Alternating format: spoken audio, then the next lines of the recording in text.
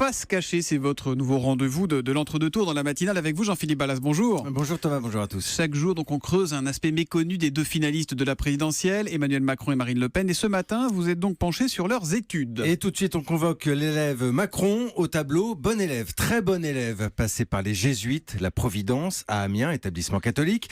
Là-bas, on se souvient d'un môme à la fois matheux, il passera plus tard un bac S, mention très bien, merci.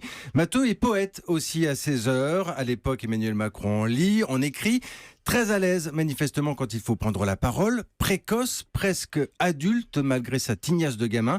Il impressionne certains profs, discute quasiment plus souvent avec eux qu'avec ses camarades de classe. C'est là aussi qu'Emmanuel Macron rencontrera Brigitte, qui deviendra plus tard sa femme. Et c'est un peu pour ça, à l'époque, que sa famille l'éloigne, direction Paris pour Emmanuel Macron. Exactement, au lycée Henri IV, Hippocagne-Cagne, il n'aura pas normal sup, Emmanuel Macron, échec, il passe par Sciences Po, puis c'est l'ENA, dont il sortira en 2004, promotion Léopold Sédar Senghor, promo qui a sa petite réputation encore aujourd'hui.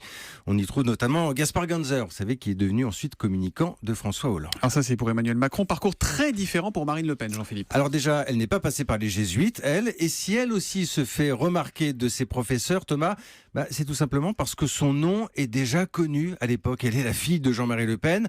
Elle dira que certains enseignants, pas tous, mais certains lui font sentir. Il faut préciser également que l'élève Le Pen a un certain goût du happening. On raconte qu'au lendemain de la victoire de Mitterrand en 81, elle débarque à l'école avec un brassard noir en signe de deuil de la nation. Bon, ensuite, elle fait des études de droit, c'est ça ? Oui, fac de droit Assas à Paris, maîtrise, puis DEA de droit pénal. Marine Le Pen rencontre des membres du GUD, notamment à l'époque le syndicat étudiant d'extrême droite, des membres qu'on retrouvera plus tard dans l'organigramme du Front National. Mais au final, son projet, elle, c'était de devenir avocate, Marine Le Pen. Oui, elle a été. En fait, vous avez deux facettes à l'époque. D'un côté, Marine Le Pen, la jeune femme qui aime sortir en boîte, qui aime fumer, qui aime faire la fête. Elle démentira plus ou moins mollement des années plus tard. Et puis de l'autre côté, Marine Le Pen, avocate, effectivement, alors qui fera pas une grande carrière, mais qui aimait manifestement son métier, avocate commise d'office, qui défendra notamment des sans-papiers, on le sait moins, oui, et ce que certains lui reprocheront d'ailleurs plus tard au Front National. Voilà donc pour cette face cachée des candidats qui revient demain avec Jean-Philippe Ballas. Merci Jean-Philippe, à demain. À demain.